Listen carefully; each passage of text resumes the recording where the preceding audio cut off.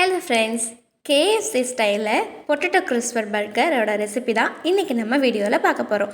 So அதுக்கு 1 cup உருளைக்கிழங்கை நல்லா மசிச்சு எடுத்துக்கோங்க. அது கூடவே 1/2 கப் பொடியை கட் பண்ண பெரிய வெங்காயமும் 1 ஸ்பூன் அரிசி மாவும் ஆட் பண்ணிக்கோங்க. பெப்பர் 1/2 ஸ்பூன் போட்டுக்கோங்க. அண்ட் சால்ட் 1/2 ஸ்பூன் ஆட் பண்ணிக்கோங்க. கூடவே 1/2 ஸ்பூன் மிளகாய்த்தூள், 1/2 ஸ்பூன் கரம் மசாலா, 1/2 ஸ்பூன் சீரகத்தூள் ஆட் பண்ணிவிட்டு நல்லா பிசைஞ்சு எடுத்துக்கோங்க. பிசைகிறப்போ தண்ணி எதுவும் ஆட் பண்ண தேவையில்லை. உருளைக்கிழங்குல இருக்கிற ஈரப்பதமே உங்களுக்கு போதுமான அளவாக இருக்கும். நல்லா பிசைஞ்சிட்டு பர்கரோட சைஸுக்கு ஏற்ற மாதிரி கட்லட் ஷேப்பில் தட்டிக்கோங்க. அதை ஒரு மைதா மிக்ஸில் நல்லா டிப் பண்ணி எடுத்துக்கோங்க. நல்லா எல்லா பக்கமும் கோட் ஆகிற மாதிரி மைதா மிக்ஸில் டிப் பண்ணி எடுத்துட்டு இந்த கட்லெட்டை ஸ்மாஷ் பண்ணி வச்சுருக்கிற ரஸ்கால் நல்லா கோட் பண்ணி எடுத்துக்கோங்க. நான் மேக்ஸிமம் ரஸ்க் யூஸ் பண்ணுவேன். நீங்கள் பிரெட் க்ரம்பிள்ஸ் கூட யூஸ் பண்ணிக்கலாம். கோட் பண்ணி வச்சுட்டு ஒரு 2 to 3 minutes வெயிட் பண்ணுங்கள். அதுக்கப்புறம் மீடியம் ஃப்ளேமில் சூடான ஆயிலில் போட்டுட்டு நல்லா டீப் ஃப்ரை பண்ணி எடுத்துக்கோங்க. ஸோ இந்த மாதிரி மெத்தடில் நீங்கள் ட்ரை பண்ணிங்கன்னா நல்லா கிறிஸ்பியாக அப்படியே கேஎஃப்சியில் கிடைக்கிற மாதிரி கிறிஸ்பியான பொட்டேட்டோ கிறிஸ்பர் உங்களுக்கு கிடச்சிடும். நான் மேக்ஸிமம் கேஎஃப்சி போகிறப்பெல்லாம் கம்பல்சரி இந்த பொட்டேட்டோ கிறிஸ்பர் தான் நான் ஃபஸ்ட்டு ஆர்டர் பண்ணி சாப்பிடுவேன். ஏன்னா அப்போ நான் நான்வெஜ் சாப்பிட மாட்டேன். ஸோ எனக்காக இருக்கிற ஒரே ஒரு மெனு கேஎஃப்சியில் இந்த பொட்டேட்டோ கிறிஸ்பர் தான்.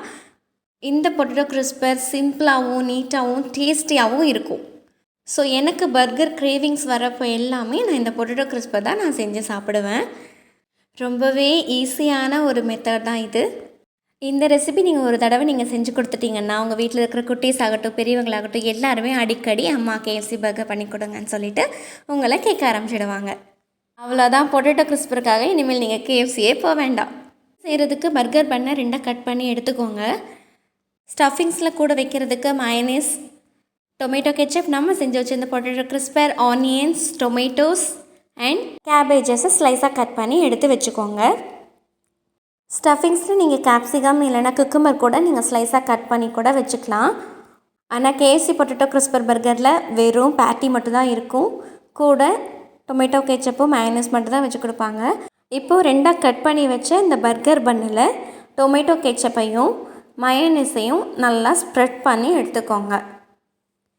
குட்டி ஸ்நாக்ஸ் கேட்டு அடம்பிடிக்கிற டைமில் கூட ஈஸியாக இந்த மாதிரி நீங்கள் ஒரு ஸ்நாக்ஸ் செஞ்சு கொடுக்குறப்போ அவங்களுக்கு ரொம்ப ஃபில்லிங்காகவும் இருக்கும், சாப்பிட ரொம்ப டேஸ்டியாகவும் இருக்கும்.